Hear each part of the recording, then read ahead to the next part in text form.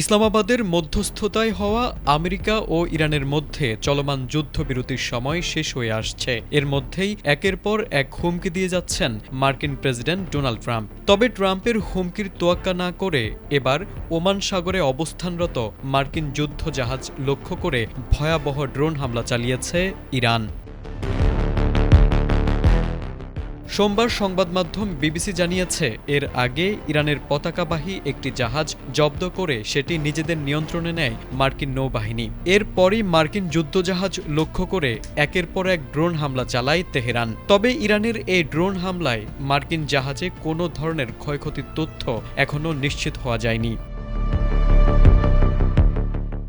মার্কিন সেনারা জাহাজ জব্দ করার পর ইরানের সেনাবাহিনীর সর্বোচ্চ অপারেশনাল ইউনিট খাতাম আল আম্বিয়া এক হুঁশিয়ারি বার্তায় জানায়, জাহাজ জব্দ করা মূলত বিদ্যমান যুদ্ধবিরতির সুস্পষ্ট লঙ্ঘন। তেহরানের পক্ষ থেকে সাফ জানানো হয়েছে, এই উস্কানিমূলক আচরণের কঠোর জবাব দেওয়া হবে। টানা 40 দিনের রক্তক্ষয়ী যুদ্ধের পর গত ৮ এপ্রিল 2 সপ্তাহের জন্য যুদ্ধবিরতি কার্যকর করতে সম্মত হয়েছিল দুই পক্ষ, যার মেয়াদ আগামী 22 এপ্রিল শেষ হওয়ার কথা।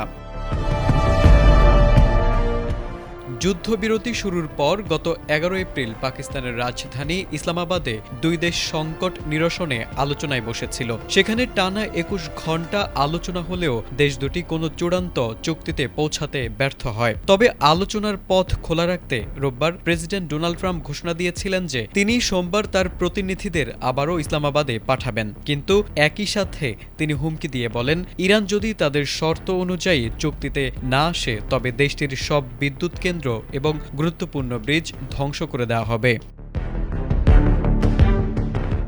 ট্রাম্পের এই কঠোর হুমকির পর ওমান সাগরে জাহাজ জব্দের ঘটনায় আলোচনার সম্ভাবনা এখন ফিকে হয়ে গেছে। ইরানি সংবাদ মাধ্যমগুলো রোববার রাতে নিশ্চিত করেছে যে ইসলামাবাদে ইরান সরকারের কোনো প্রতিনিধি নতুন করে আলোচনার জন্য অংশ নেবেন না। ওমান সাগরে ড্রোন হামলার পর দুই দেশের মধ্যে পূর্ণমাত্রার যুদ্ধ শুরুর আশঙ্কা নতুন করে দেখা দিয়েছে বলে মনে করছেন বিশ্লেষকরা। তারেক আজিজ, এটিএন বাংলা।